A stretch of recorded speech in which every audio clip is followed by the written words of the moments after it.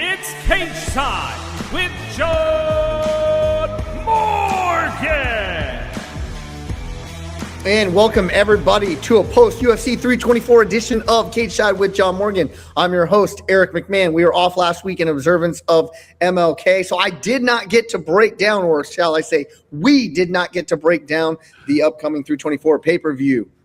But I still have some receipts that I'm going to go through in text messages of how we broke it down. It was an amazing card. Justin Gaethje, he's still that dog that hunts. Make no mistake about it. Then we're going to look forward to another numbered card, 325 this week from Australia. Lopes II. To help get into all of it, let's bring in the man, tweak the camera angle. He was all over the screen in his blue shirt. His name is on the marquee. You can follow him on X, John Morgan _MMA. His name is John Morgan. What's up, brother? What's going on, man? Well, listen, first of all, let me just say I don't mind you saying you breakdown, because I will say I believe you are top of the game. Your breakdowns are sharp. I try to chime in and give a little thoughts here and there, but you're the one that's spot on with it, so I'll give you that. But let's just say how great it is to have these fights back, right? I mean, we've been talking about storylines, how long have we been talking about the excitement of launching this new era, man? And we get to talk about it now. The fights have happened, and I'm telling you right now, Eric, I'm seeing it already. I got more text messages, more calls, more people talking to me about fights this weekend because they watched the main card. They got to see it. They didn't have to pay their $75. They got to watch it. So I'm just going to say the Paramount Plus era, I think it's already having an impact on fandom and who's able to actually watch these fights. And I'm excited about that. And if we are going to kick off a new era in mixed martial arts, particularly the UFC, what a better you literally could not script it better. The war that Justin Gaethje and Paddy Pimblett put on, early fight of the year candidate, first card. So yeah. It's the fight right now. It's the fight of the year. But I mean, that fight will hold up, right? It will be in a discussion if recency bias isn't at play. But Paramount must be over the moon with the way that came off Saturday night, the T-Mobile Arena.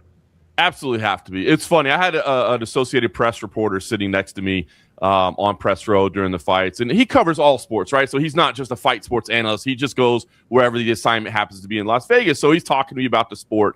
And he as we were going down and getting ready for the title fight, he's like, John, let me ask you something. He's like, I understand, Ilia Topuria is out and we need an interim title fight. He's like, why did the UFC choose to go with number 4, Justin Gaethje, and number 5, Paddy Pimblett, versus number 1, Arman Tsarukyan, 2, why do you go to 4 and 5? And without breaking down all the intricacies of the Arman Tsarukyan relationship, because we could have sat there all night and talked about that, I just said, look, man, here's the bottom line. This is the start of a new era on Paramount. They wanted 2 guys that they knew would absolutely go out there and perform. You got Justin Gaethje, the most exciting fighter in the history of the sport, and you got Paddy Pimblett, the star power. And we'll talk about the fight, of course. How about that entrance for Paddy Pimblett? Have you ever seen somebody more relaxed, more loose, more feeling like a superstar? I mean, that was one of the first things I noted. I'm like, if he wins this thing, I'm not sure I've ever seen somebody that loose coming into not only a title fight, but a fight when Justin Gaethje is going to be on the other side of the cage. But to your point, they picked those guys for a reason. And those guys went in there and delivered. The Paramount bosses have got to be like, yes, thank you. We got this thing started off right, because this was an absolute battle. You know what? They are sitting back right now and say, in Dana, we trust. In Dana, we trust, right? One, you're right. Like, if we're going to pick 2 guys, we're going to pick an ultimate star. Now, what we didn't know about Paddy, what we thought we knew he was tough, right? He's a great fighter. But we knew he was a star, right? And so we're going to get the eyeballs there. And then on the flip side of that, what we knew about Justin Gaethje is that this dog, I don't care if he's 37, 38, whatever, that dog still hunts. And he is going out and he's looking for the kill, and he will stand in the pocket and he will trade with anybody. So that's why they put them together. Rankings be damned. And truth be told, I'm fine with it. If every main event is a 4-5, but we know these guys are going to just go out, then so I'm a fan of the sport, right? And I am a purist, so I do want to see the best matchups. But I understand matchups make fight, and in this first card, you needed to put that on. But if we are going to talk about star power, and you alluded to it, that introduction of Paddy Pimblett may have been like nothing I've ever seen before. And the only thing I might be able to equate it is to an Alex Pereira intro. Yeah. Maybe. But the contrast in the energy was 100% different. Now let's compare that to Justin Gaethje coming out. And now how does the white meat baby face, the All-American, how does a guy like that get overshadowed on an introduction? That's how you know that big of a star Paddy Pimblett is. And actually, truth be told, I felt bad for Justin Gaethje. There was a scattering of boos in there, right? Crazy. That's crazy. And he comes in, dude, like his, and I'm just like, this dude, he don't care. No. He goes in there. He is born that way. He is made to fight, and he went in there and fought. But the contrast, and if we're going to talk about comfortability, we talked about Paddy, how comfortable and how at ease he looked. As equally, if not more, Justin Gaethje. He knew what he was walking into, and he was fine with it. I almost was gonna say, I don't think Paddy Pimblett knew what he was walking into. No, I agree. You're right. The contrast in energies is crazy. Paddy, I mean, the only thing that tops, a Paddy entrance in the United States is a Paddy entrance over in Europe, when they're fighting in London and that sort of thing, because it's even another level. But it's a party, right? And everybody's enjoying it, and they're dancing to the grooves. Man, he's singing, and he's staring into the camera. I mean, it was just off the top. Mm-hmm. But you're right. And you go all the way back to the press conference. And Justin Gaethje said it at the press conference. And Justin Gaethje doesn't say a lot. He didn't do a lot of interviews leading into this. He kind of admitted he doesn't really enjoy talking to the media that much anymore. So he didn't do much. But one thing he said at the press conference, and it turned out to be 100% true, is he's like, I love everything that Paddy's saying right now. I love the energy that he's giving, because he knew, and he said it in the post-fight afterwards, I just got the vibe from Paddy that he didn't understand what he was going to be against, right? And I think that's what we talked about kind of leading into it. You're right, because we were off last week, we didn't get to give the full breakdown. But one of the things that I looked at this fight was the fact that Paddy Pimblett was the betting favorite. And I thought that was a little bit strange. And it kind of made me think, what am I missing here? Because I get it, right? Like, Paddy Pimblett is the younger guy. He's on the hot streak. He had the great performance last time out. And you start to wonder, hey, when does Father Time catch up to Justin Gaethje? How many battles can he be in? And we thought that, he would, Paddy Pimblett would have an advantage on the ground. I understand all those things. Like, I do understand the logic in why people were picking Paddy Pimblett and why he was the favorite. But every time I started to break down that fight, I just had to step back and be like, wait a minute. This is Justin Gaethje. Like, look at the hit list of the wars of the guys he's been in. And Paddy Pimblett before this night had not been in with the elite of the division. He had not been at the very top. Now he has. But I think that's exactly what you're saying, is that Paddy Pimblett just didn't know what he didn't know, right? He thought, I know what to expect. I've been doing this. I've been around this game for a long time. But he didn't understand exactly what he was getting ready for at that very elite level of the division. And now he does. And by the way, he proved he belongs there, man. That dude, Paddy Pimblett. Oh, we'll get there with he won in a loss. Yeah. Now, he loses the payday of Ilia Topuria. He does lose that. He does lose the White House mega show. He does lose that, but I don't think he lost a single fan. In fact, I am a huge Paddy Pimblett fan. I wasn't. I was just a bystander before, right? Love him. I could take, whatever. I appreciated the skill set. I liked watching him. I thought he was funny, but I wasn't all in. I'm all in on him. Like, I am a fan of Paddy Pimblett now. So, that just shows what that performance in a loss did for him. When it comes to Justin Gaethje, let's just get right into the fight. You said betting lines. I actually, the closer the fight came, I felt myself leaning towards Paddy, right? I just thought there was more ways to win. The utter destruction, and say what you will about Michael Chandler, and he doesn't win big fights and blah, blah, blah, blah, blah. The way he just utterly dismantled Michael Chandler was, I don't care what you think about Michael Chandler. That was impressive. Yes, it was. So I just kept on leaning to Paddy with just the more ways of winning. I thought, his skill set is higher in most areas, right? I agree.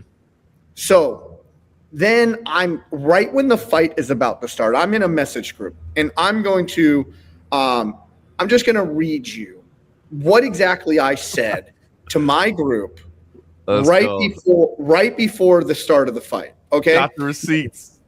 I got receipts. And now let's keep in mind, I said Paddy Pimblett. I was leaning towards Paddy Pimblett this whole time. So, I should have. Yeah, that'd be organized. Somebody later on in the group message said Eric must have been in the back telling Justin what to do. Right, that's funny. But I said, I'm a Justin fan and I'm pulling for him. Paddy, I think, gets the win unless Justin backs him down, smothers him with punches in the clinch and low kicks.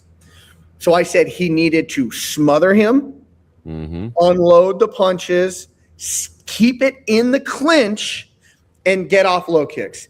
He did 3 of the 4 things exceptionally well. And this was during the walkout. I'm texting this, and it all came to fruition. And when you look at have I been there or have I not, Justin Gaethje had been there. Paddy Pimblett had not. So Justin Gaethje said, I am going to throw the new wave Justin Gaethje out the window, and I am going to overwhelm this young buck with a vicious ferocity that he hasn't seen before, because I know possibly that's the only way I'm going to win this fight. Or shall I say it's the easiest, best path to victory that I'm going to get. And that is exactly what he did. And we can see it in round number 1. Paddy was saying, I need space. I don't even think he was overly hurt by the shots when he went down. I thought that was, I'm overwhelmed. I need to regain some control of this. Let me go down to the ground. Yeah, I completely agree. And Justin kind of alluded to that, ahead of time when he was like, listen, champions move forward. That's what I'm going to do. He did exactly what he said he was going to do. I'm going to move forward. He said, like, you look at all the champions, they move forward, they pressure. That's what he did. He did it exactly well. As you said, the one thing he didn't do was the low kicks, and that was, because he was instructed by his coach.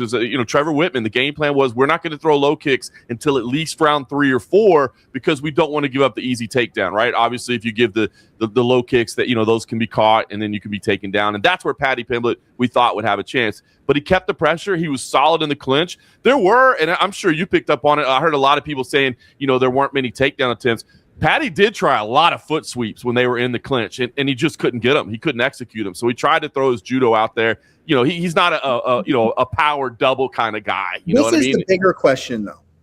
How the hell do you get off a takedown when you're playing defense the entire time, when you are being smothered the entire time? To get a takedown, you need a level of offense. And so I give Paddy a lot of credit. He had a lot of offense, but that offense was really was like a survival mechanism, right? Okay, I'm in the pocket right now. I have to fight my way out of this pocket. And to Paddy's credit, he did that. But you're not going to be getting takedowns off of a fight like that, especially with somebody who works in a plum the way that Justin Gaethje did. And now I want to bring up one other thing that hasn't been talked about, but by God, is this high-level fight IQ and wrestling 101. When he brought Paddy down to the mat every single time, he never let off that front headlock.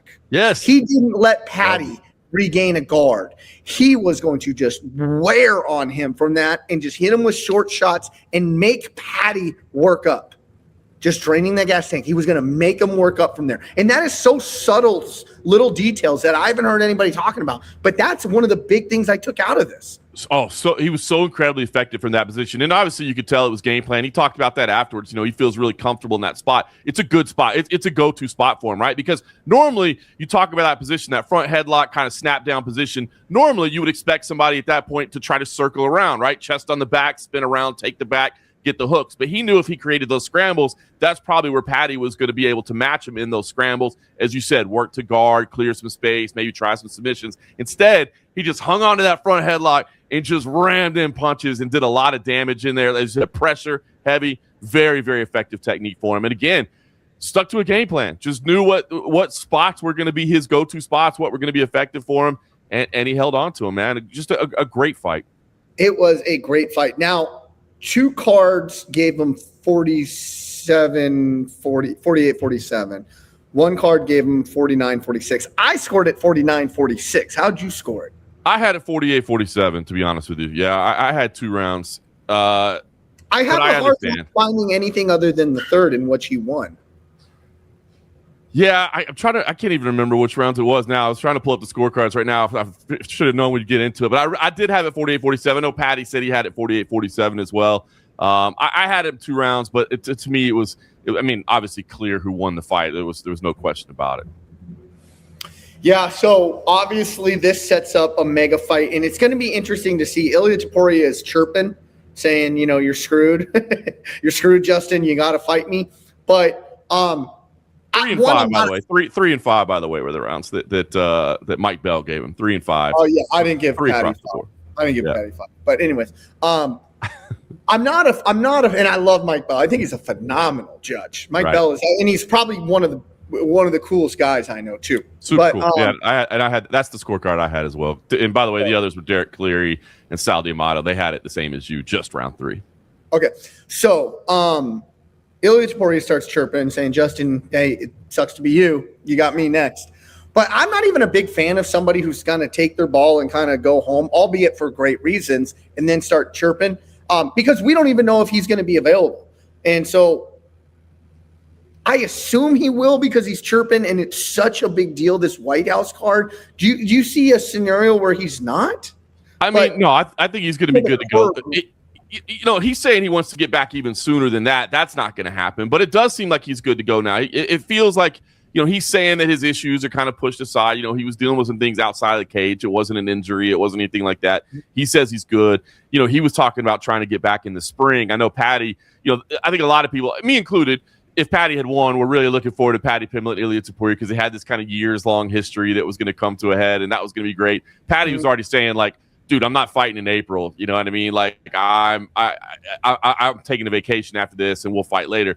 I think Justin's the same way. Justin's not going to fight in April. He did say, look, I'm good. I'm in good shape, but I do want to take time off. He's smart. He's thinking about brain health. He mentioned it. He said, the one thing that we have over like football and, things like that is that we can take time off. So he wants to take time off after battle, but more than anything, he wants to be on that White House card. So unfortunately, normally you would say, hey, the champion is the one calling the shots, but you touched on it, right? Like the champion was the one that wasn't available, right? And it wasn't even like an injury that he couldn't prevent. It was something going. So I think, and again, I'm not trying to disrespect Ilia Topuria in any way, but I think unfortunately the way the scenario is played out, he's kind of lost the ability to dictate the shots here, right? Normally the champion calls the shots. I think in this situation, given that there is this White House card, this once-in-a-lifetime card, given the fact that Justin Gaethje is so beloved, I do think that Justin Gaethje gets to call the shots, and I do think that this fight happens at the White House.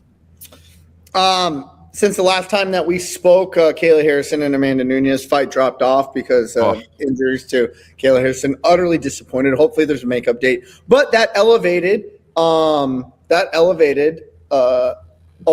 versus Song Yadong. And what did you make of O'Malley's performance? He was pretty happy in it. I gotta honestly take a step back and I say there was a big tells about O'Malley in that fight.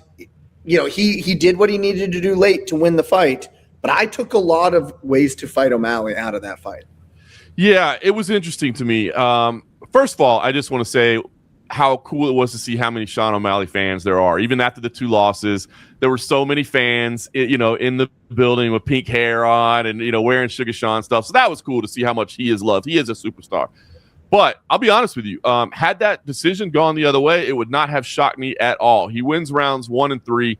Clearly he won round 3. And so from round 3, I take, that Sean O'Malley still has it. And then when the chips are down, like that dude can turn it in when he needs to. And that was a great 3rd round.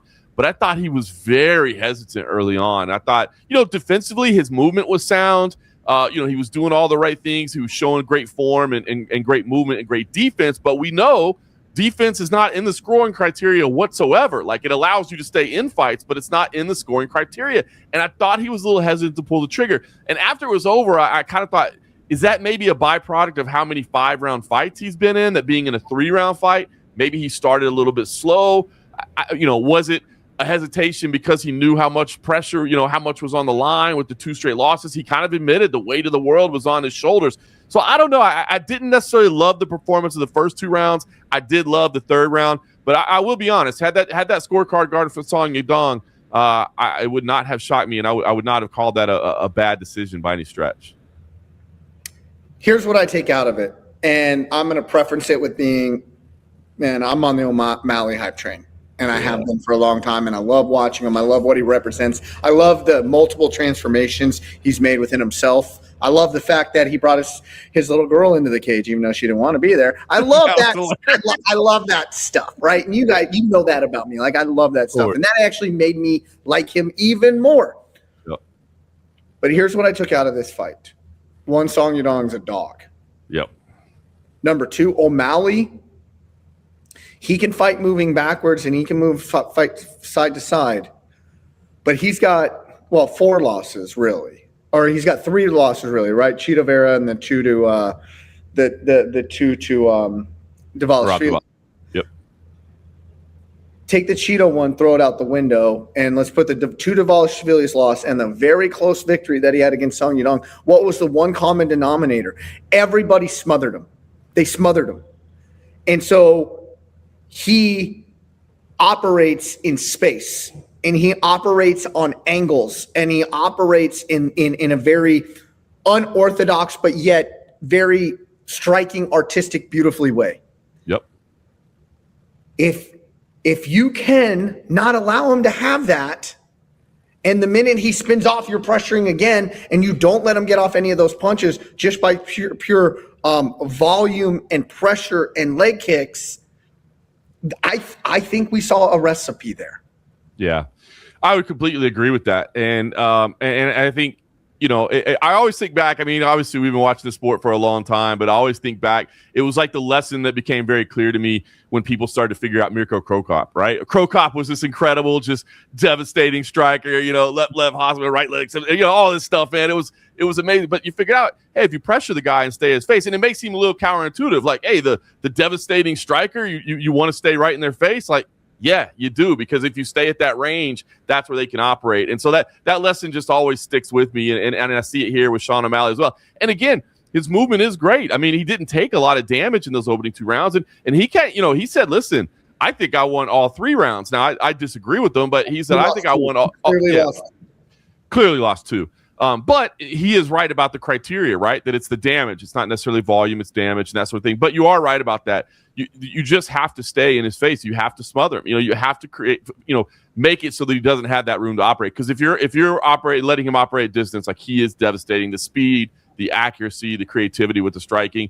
So the blueprint is there. The blueprint is there, and we'll see. I mean, look, he's got some tough competition. He's He even said, because he called for the shot with Petr Yan, and I asked him afterwards at the press conference, I'm like, listen, I mean, a lot of people think that was Petr Yan's best performance ever. What makes you think you're the guy to beat him right now? And he literally, I mean, as you said, this maturity, this transformation, he didn't BS at all. He's just like, look, it's going to take an amazing training camp. It's going to take an amazing performance. I think I can do it. But there's a lot of names up at the top of that division right now, and it, his star power is big enough that the UFC might give him some opportunities over some of the others, but there's some other names in between him right now. When I was breaking down, and a lot of people called me crazy, a lot of you in the comments and on Twitter called me crazy about how Petr Yan should fight Merab Dvalishvili, and he fought him that way and he won. Now, I didn't predict the win, but I said, if you're going to win, you have to fight him this way. That was almost the way that, that was the playbook that almost Song took, is I'm going to fight you with your best weapon. Mm-hmm. Song Yadong threw tons of punches, threw tons of kicks, right? And so if we're making O'Malley like not being able to effectively counter and effectively stay at range, albeit like Petr Yan did in the wrestling and grappling and clinch department did to Merab, that's the recipe. And I say this a lot of times to guys in training. It's like, hey, listen, we can't let them dictate what they want to do. Usually if you're really good offensively at that, you don't really train the defense on it as much. So you almost turn the tables on it. And I almost think that's what Song did to him in the first 2 rounds. And then eventually Song's output dropped just a bit, and O'Malley found the distance, found the range, and more importantly, found the confidence. Yeah, the confidence was there for sure, man. And yeah, I wasn't sure it was there the first 2 rounds. You could see the frustration. I mean, he would get a couple late takedowns. Neither one of them really did much. There wasn't much of the position, but you would see kind of the frustration immediately from Sean O'Malley, where he's just kind of like shrugging like that. Oh, come on, what are we doing here? That sort of thing. But the confidence was there in the 3rd round. Like I said, the one question mark, and I guess the one caveat that I'll throw out to all of it is I do wonder, does any of it have to do with the fact that he's so used to being in 5-round fights at this point that he wasn't starting at full speed in round 1, whereas Song Yadong was, understanding how important that opening 5 minutes. So, as we go to the next fight and we see what Sean O'Malley does next, once that's booked, and we look back upon this one, that's the one I'll throw that little shade in there, as maybe that had something to do with it.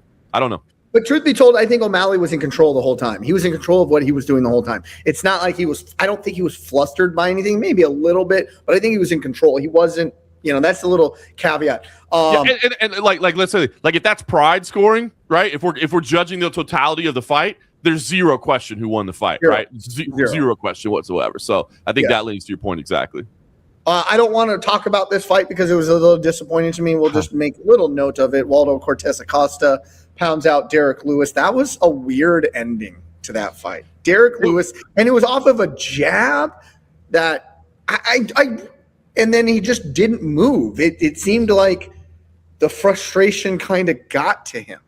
So I asked Waldo about this afterwards, and he said that Derrick was way more hurt than probably anybody realized. And he's like, you guys might not have been able to pick up on it on TV. Because I asked him the same thing. Because I'm sitting there trying to figure out, like, because I did see Derrick's knee buckle a couple times, like when he take a shot and it would kind of buckle a little bit. And I think it was because of the low kicks that Waldo had landed. And so I wondered if that sequence was really more about Derrick, like something giving out in the leg. And then to your point, because he didn't defend at all, right? Like he just let him pass his guard and lay there. And I thought he was just like, I'm done. Let me get out of here. Waldo says his eyes were rolling back. He was a lot more hurt than maybe anybody realized. I'm going to take his word for it. Obviously, he had a good look at it. But, yeah, I agree. Because I thought the whole sequence of Derrick kind of falling back was a little bit awkward. And then to your point, didn't even try to stop him from passing his guard. Didn't even try to recover. I mean, yes, he turned to his knees and built up a little bit. But at that point, that was preservation of not getting hurt.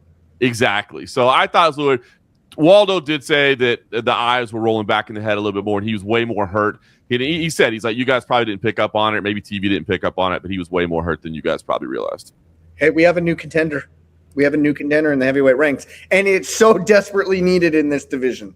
Yeah, I mean, we've been talking about what a mess the heavyweight division is, right? And Waldo Cortes-Acosta, he called out Curtis Blades. That's a great matchup up there at the top of the division. I mean, those guys are top 5 right now. We do have a new contender. We don't know exactly what's going to play out, but this guy's making fans. And he's, I mean, who doesn't like a guy that fights all the time? I mean, Dana White was asked about it, right? And Waldo says, I want to fight 6 times this year. Dana said, I like that. I like that. Let's do that. And we can tell Dana doesn't hide things. He might not say stuff, but he doesn't hide things either. He's not a fan of Tom Aspinall right now. Did you pick up on that slight subtlety there in the post-fight press conference? Yeah. Was it you who asked him and he goes, God forbid I say anything about Tom Aspinall? It wasn't me, it was somebody else, but that reaction told you everything you needed to know. He's like, don't ask me, ask him. God forbid I say anything about Tom Aspinall. Like, yeah, that was incredibly telling about where that relationship stands right now. And and by the way, and he goes, he had another operation, or shall I say injection? Yeah, when he said that, I actually started laughing. Yeah, that was telling. And I mean, listen, and I say the relationship, I mean, they're still going to do business together. You know, if there's, you always look back at the relationship like Dana had with Tito Ortiz, and Dana will tell you this. He's like, it's Dana and Tito Ortiz do not like each other at all, but they figured out a way to do business together, and they'll figure out. It's not like it's going to stop Tom Aspinall from fighting, when he's back, or they're not going to strip the title just because they don't like him or anything like that. But you can definitely sense and see the frustration quite clearly. 100% you could. But all right, so. Last fight I want to go over on this is Jean Silva, Arnold Allen. Where does Silva fit in this division? He's up at the top now. I mean, you get a result like this over Arnold Allen, you're going to find yourself at the top of the division. Now, is he capable of competing with Alexander Volkanovski and Diego Lopes, Movsar Evloev? I don't know, but we're going to find out because, the rankings update, which the rankings haven't been updated in a month and a half, obviously. But after this, I got to think that John's going to be number 6. I mean, Arnold Allen came in at number 6, and I don't think this was a contentious or a controversial decision. It was a good fight. It was a close fight. Yeah, really, really good fight.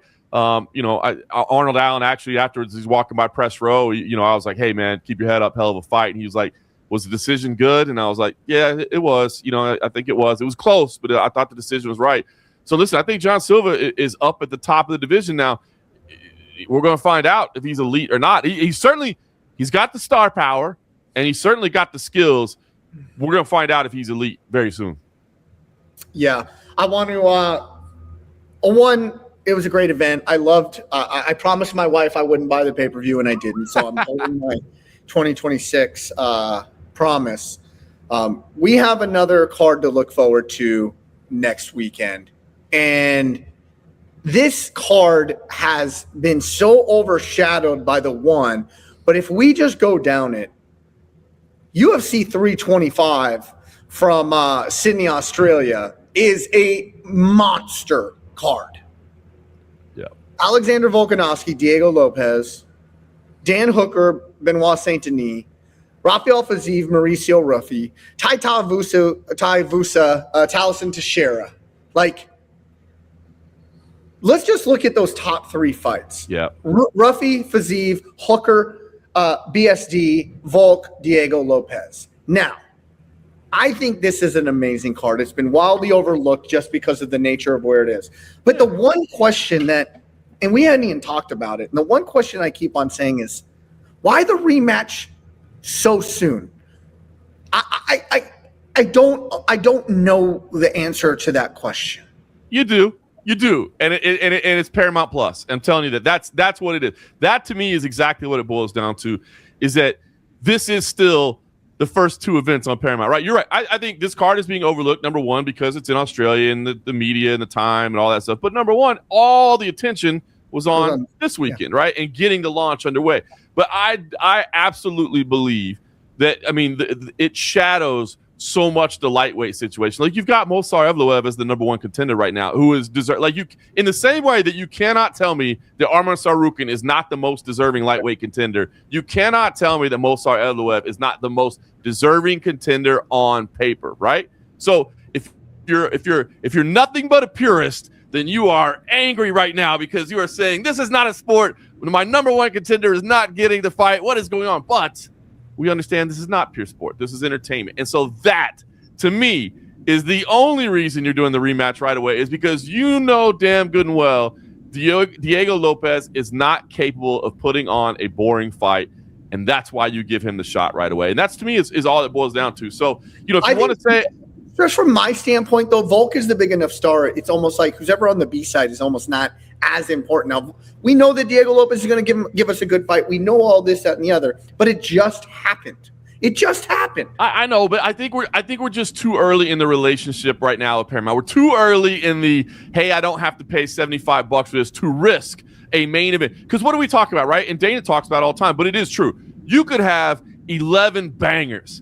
And then if you have a 25-minute boring title fight as you walk out the door, you get done and you go, So we're hedging our bet right now. We're hedging our bet. That to me is the explanation here. And I think, I saw a lot of concern early on with people going, oh my God, is this what matchmaking is going to look like now? Like, oh, No, I mean, we're going to get it done, but I just think it was so early in the relationship that the matchmakers, the UFC, they got together and they said, they got in that war room, and Dana looked at McMahon and Sean Shelby and said, what fight can you give me to guarantee me that I have fireworks and I have people going, oh my God, that was incredible. In the same way that I see the headlines right now with Justin Gaethje and Paddy Pimblett, and everybody in the mainstream media is going, bravo, man. Paramount getting their money's worth right out the gate.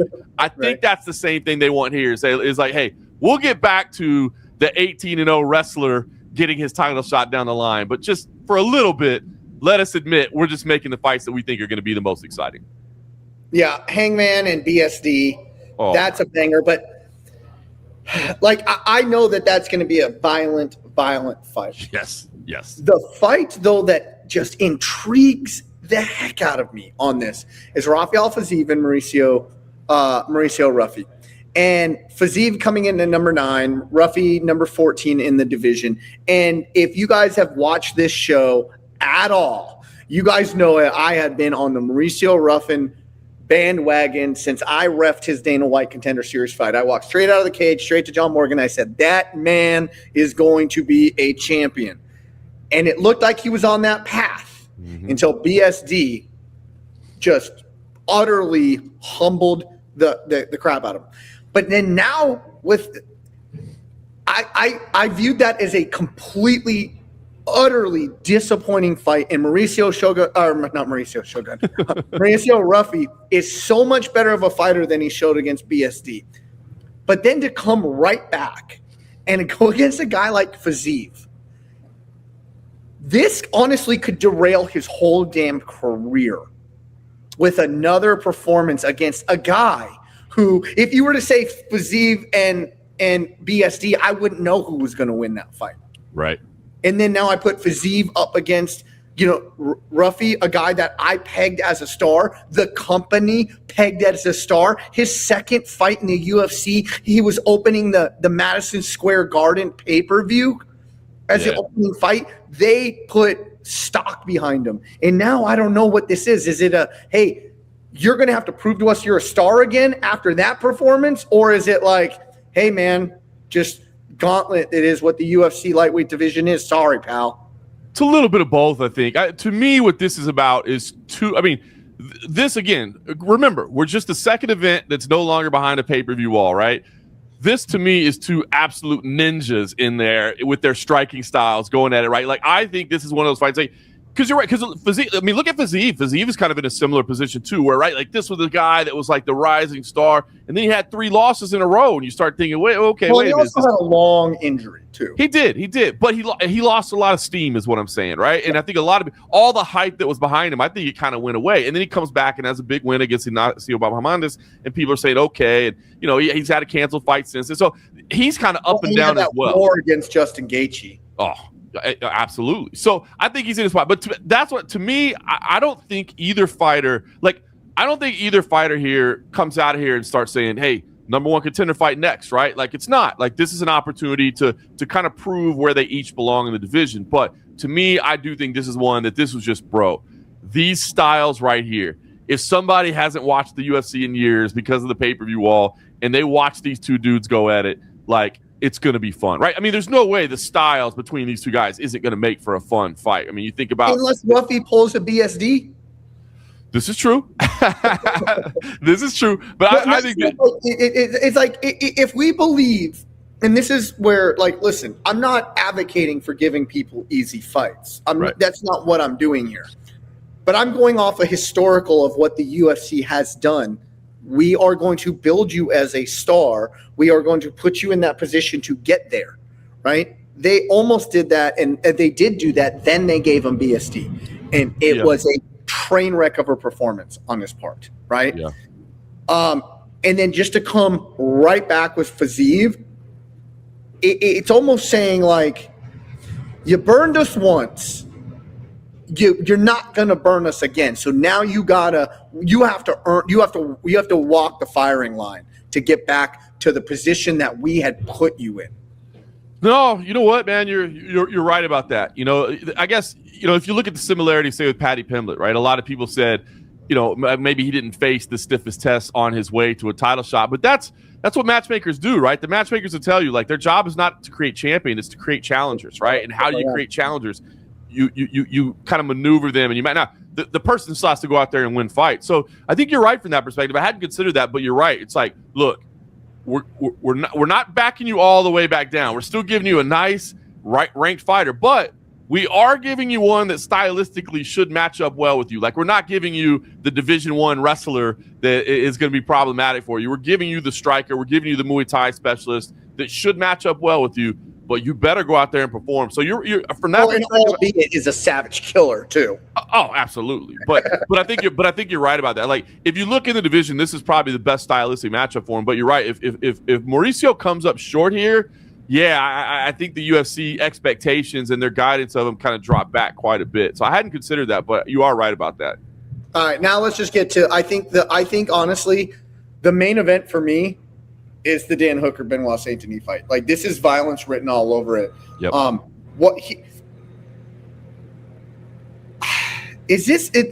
really wish that this would be a 5-round fight. If this was a 5-round fight, I'd have a completely different prediction for this. But being is a 3-round fight, I don't think anybody in the world is going to beat BSD in a 1-round fight. I don't think anybody in the world beats him in a 1-round fight, right? And but Hooker is so tough. The farther it goes, the better he historically always does. Yeah, because he's just a sociopath that way, right?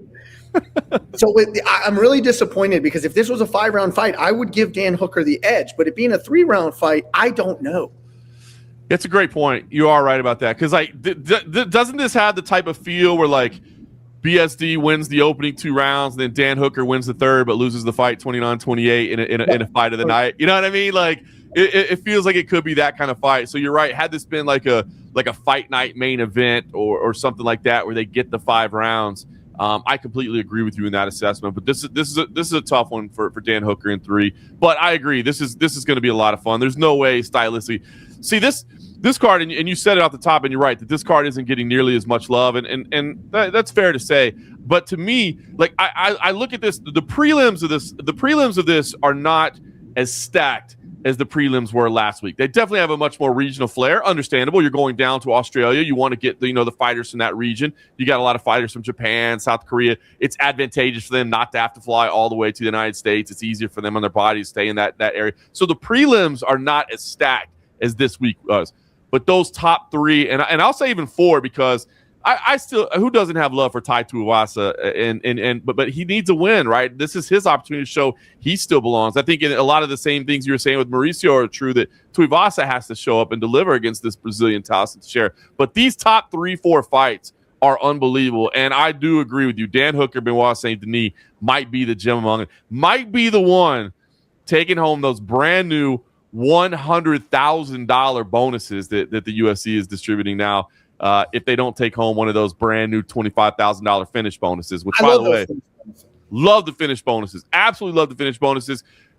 Say what you will. I know everybody's got complaints about the UFC business practices and all that, but I feel like this is a solution that we've been offering for a long time, or not necessarily a solution, but an opportunity that a lot of us have suggested for a long time. I love the finish bonus. $25,000 finish bonus, especially, think about this, man. Especially if you're on 10-10. There you go. You're brand new to the UFC, and you're coming in 10-10 contract. So hey, 20,000. I mean, don't get me wrong, 20,000 in your UFC debut is nice, but 45, man. That's huge, man. You can get caught up on some bills. You can make a down payment on a house. You can, whatever. I mean, we know how much goes into making it. So I love the $25,000 finish bonus. Will it make people fight harder? It sure seemed like it was early on last week, man. A bunch of finishes to start it, but I love that. But anyway, I'm just throwing out all those things. I'm excited right now, as you can tell. But yes, there's no way Dan Hooker and Benoit Saint Denis isn't fun, and I think the same can be said for that and Fiziev and Mauricio Ruffy. So this should be a really fun card, man. I really do believe. Yeah, we even got Torian Finney on the undercard. If you guys don't recognize that name, he's the only fighter to go 3-0 on the Contender Series. They finally gave the contract. They fight. He wouldn't be denied.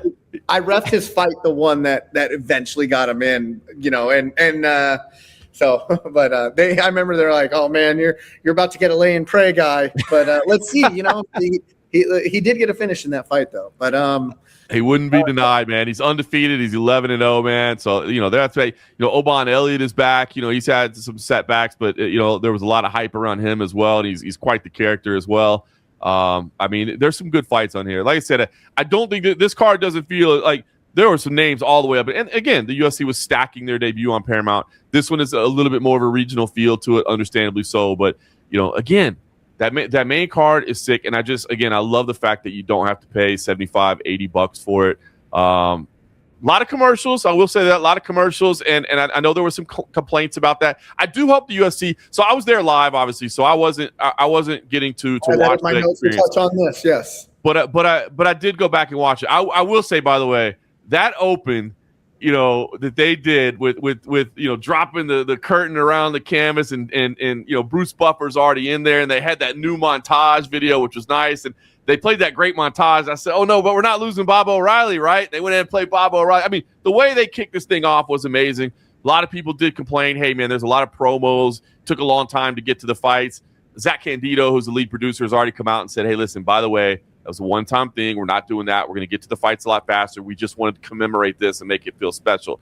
But that's it. So I thought the live experience was great, man. I loved it. I thought it was a great show. I did go back and watch the Paramount, broadcast because I wanted to be able to see what most fans at home are seeing. And there are a lot of commercials. Now, I will say, and this is probably an important note, it doesn't matter what tier you're on. So if you want to sign up for the basic tier of Paramount or you want to pay for the higher tier of Paramount, it doesn't matter. You're going to get the commercials either way. So just be aware. I pay for the higher tier already because my family watches some other shows on there that you need the higher tier. Landman. I think at one point, Dexter, you had to pay for the higher tier or whatever. So we pay for the higher tier anyway. You'll still get the commercials.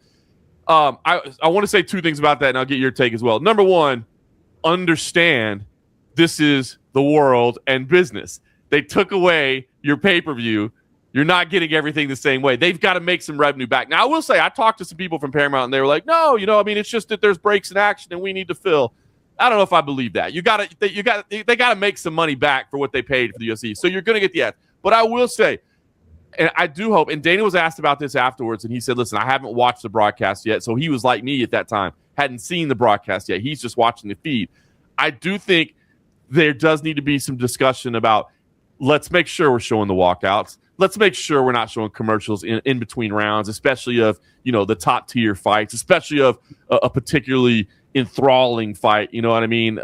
So I do think there are some tweaks and adjustments to be made, but I do think that you just have to understand as a consumer, if I'm not being asked to pay $80 for this, I do have to be willing to watch some commercials. I didn't have an overall problem with the pacing. It ran a little long, but there was a lot of decisions in that main card too, right? So I didn't have an overall problem with the pacing of it. And I love the promo packages. Like, I get geeked up for stupid stuff like that, right? That's just me too. I thought that Paramount was very creative in the way that they spliced in their advertising. One, I love watching the walkouts. I wish I could have seen it, especially on the main card. Yep. Undercard, whatever. I get it, right? Main card, I want to see the walkouts.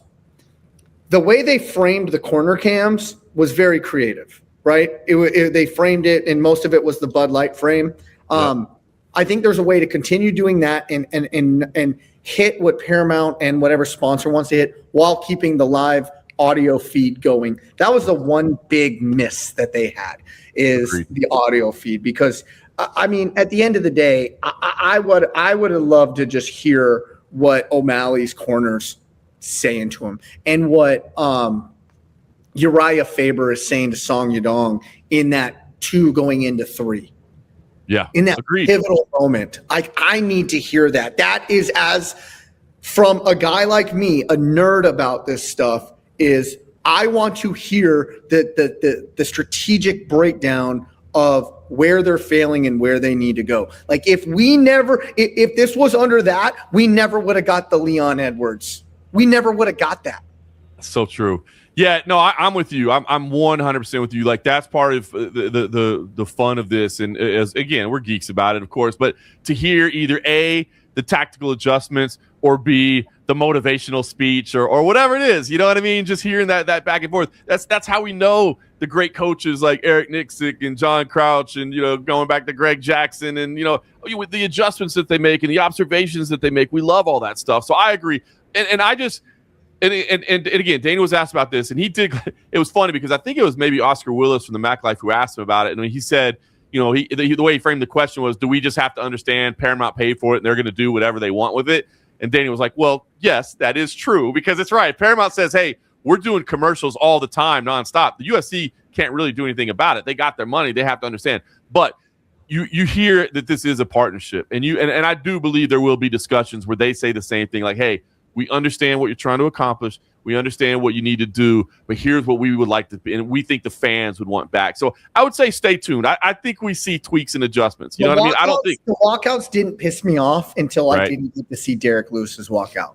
Right. He has iconic Fat Pat song coming out. Like to me, like a Derrick Lewis walkout is somewhat iconic. He's got this fun Tops Drop song going on with, and he's coming out with the hood on, just looking all serious, but really fun. Like, I didn't get that, and that was where I noticed it. Truth be told. Well, okay, let's think about this, and let's just look. What the most iconic walkout in the game right now is Alex Beheader, right? I mean, we talk about it, the chills that you get, the way the crowd gets. You're telling me they're not going to show that? Like, I mean, surely that would be a realization for them that, like, bro, this is a moment. Like, and I think they'll get it. Again, this is This is a company coming in with a different look on things, which I actually think the more I think about this Paramount partnership, actually the more excited I get about it, because now you don't just have sports people around it. You have television people around it, and you have movie, TV, storyline. And that, I mean, listen, we always get in and we talk about the fights, the X's and the O's, right? But that is part of the fun of the sport, is the storylines around it, right? The rivalries and the tensions and why this fight makes sense and what was going on behind the scenes. And now you have a TV company and a movie company that understands, like, we got to tell these stories better. And that's why I think that's good. But I just do think there's going to be a learning curve for them as well, where they go, oh, got it. We missed out on that point. You know what I mean? We've got to show that. So I think adjustments will be made. Like you said, do I think that they'll go to showing every walk-in the entire night? No, they'll probably still cover those up in the prelims, but those are less iconic moments. It's those big title fights, those big moments. I think we'll see it. So it is something to observe, but that's what we said we were excited about, right? Was seeing how this would play out and what would be adjusted. And, I think that's one of the things we'll see kind of tweaked as it goes along. Well, good stuff. What a great event it was. I'm looking forward to another great event this weekend. I don't know if you realize this, I'm sitting next to royalty right now. Let's see. I don't know. You probably, but you don't know who he is. This is the famed Zach Underwood. Have you ever heard that name, Zach Underwood? Strikeforce veteran. Yep, absolutely. Bellator veteran. Absolutely. He's out of Rufus Sport. Man, Zach Thunderwood Underwood is sitting right next to me right now. This guy is he works with me here at one of my gyms, and he's the head MMA coach for the Ferguson Fight Club. My business partner Ferguson. We named the. Yeah, he's coaching. Jaleel Willis, Raheem Forrest, Kevin Peace. He's their coach. Love it, man. Well, hopefully he enjoyed at least hearing your half of things today and enjoyed the Paramount Plus era. Hey, are we not going to talk about the Europe trip, bro? By the way, speaking of sitting next to royalty, I mean, I'm getting text messages from you while you're courtside in London at the O2. I mean, yeah. I was feeling like I was sitting next to royalty. You know what? I love what I do, and that's great and all, but I couldn't wait to get to fights. But I gotta say, getting to belay out of the ceiling of the O2 Arena, that was a bucket list check mark. And I was talking to the riggers, and I'm like, you guys do this a lot? He's like, you are the first one to ever belay out of the ceiling. He's like, we've rug a lot of artists that do, like, we'll raise them up off the stage and they fly through the air. He's like, you're the first one ever to be dropped out of the ceiling. So you made history. In the O2 Arena, I made history. That's amazing, man. I've been in that building several times for big fights over the years. Obviously, it's a cool building, man, and just a cool little area over there in the mall, like outside of the arena, but still inside of the dome. Yes, I love it, man. I've had many a frosty beverage in that little mall area right there, and hit a couple Nando's over the years, man. Get a little peri peri chicken. No, that's it's the best, man. So that's cool. Like, it's funny because I know, like you said, we're very lucky in the amount of travel that we get to do, and like we've both been able to see the world through our jobs. But I also know you miss being at home. I mean, that's the hard part. It's that duo of it. It's great to see these amazing places, but you miss being at home with your family. So I know you had to battle that. I was gone for 9 days. But you even got some training in while you're there. So not only are you setting history inside the O2, but you're over there like taking your black belt on the road and dojo storming over there in Germany, basically. Storming in Berlin, Germany. Yeah, it was pretty funny because I'll tell you a quick little story because I come in and Berlin is crazy cold, freezing cold, snow everywhere. It was honestly, the weather was miserable. And so like to even walk into the jiu-jitsu gym, you had to take your shoes off to walk in. And I didn't know that, right? Wow. So I didn't take my shoes off. And then somebody was like, oh, you got to take your shoes off. Okay, my bad. And I just had socks on. And they're like, oh, you got to wear slides. And I'm like, well, I don't have slides. And they're like, all right, well, just sit down. And I put my bag down.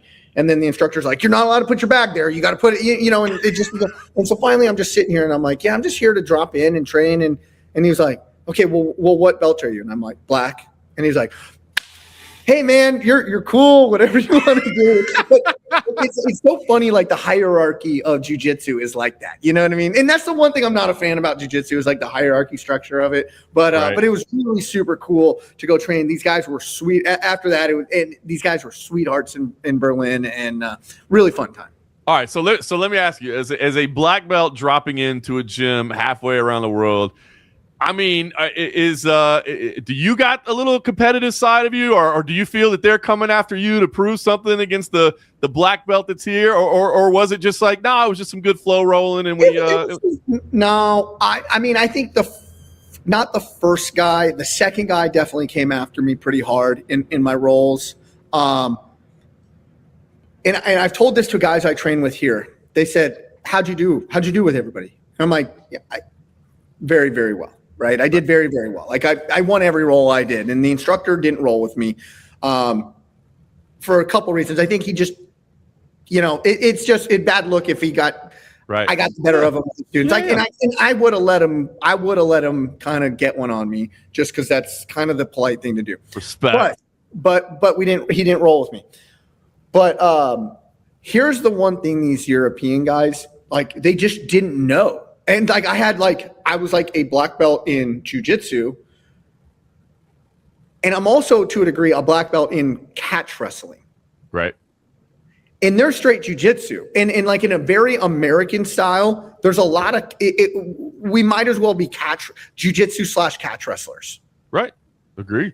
They don't have that wrestling base over there. So they're coming up and doing things, and I'm just like, bam, there's that neck, like whatever.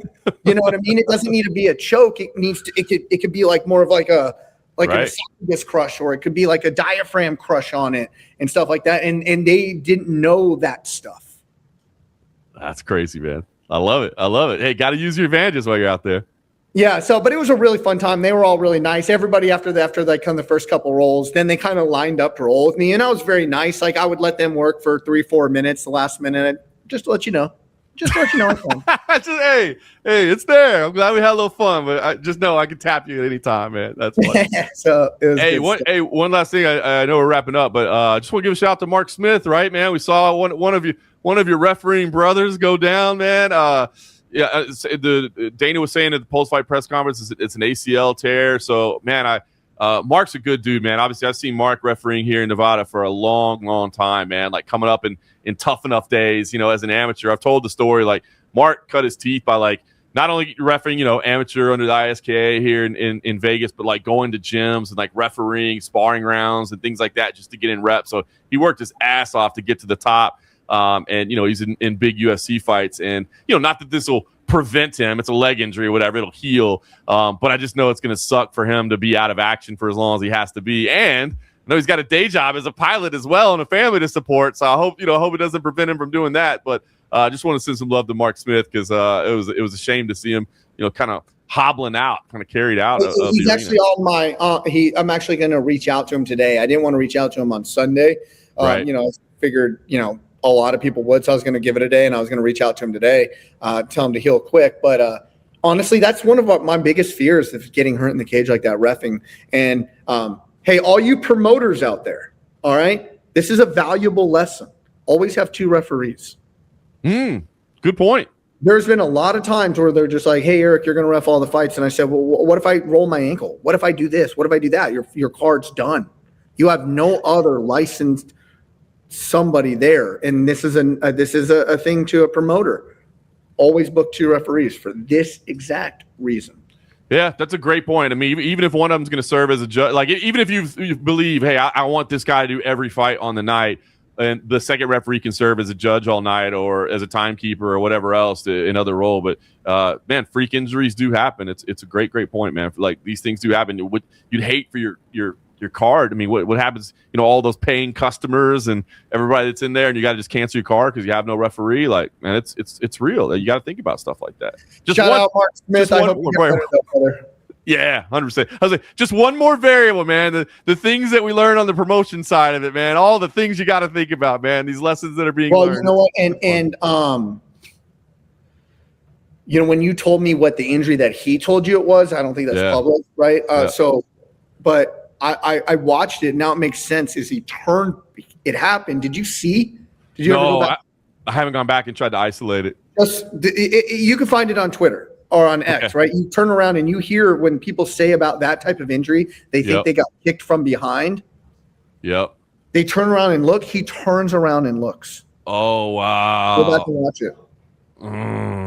Damn. I know that one's a long recovery too, man. So, hope he's good. I like Mark, man. Mark's a professional. And I think, man, when he went on Rogan, I think a lot of people didn't know his backstory. And man, that dude has paid his dues in a lot of different fields, man. So yeah, heal up quick. Like I said, things could be worse. Obviously, ligaments and joints and muscles and all the things heal. But I hated to see it, man. Hate to see it. Yeah. Well, it's going to be hard for a guy like him to sit out for a long time too. And so, anyways, hey, brother, we'll get your back though, Mark. We got your back, man. Your spot's going to be there when you get back. Don't worry about that. So, well, with that being said, we're looking forward to 325 this coming weekend, coming off a great 324 for the legend Underwood Zach over here. I'm Eric, or for John Morgan as well. I'm Eric McMahon. Enjoy the fights.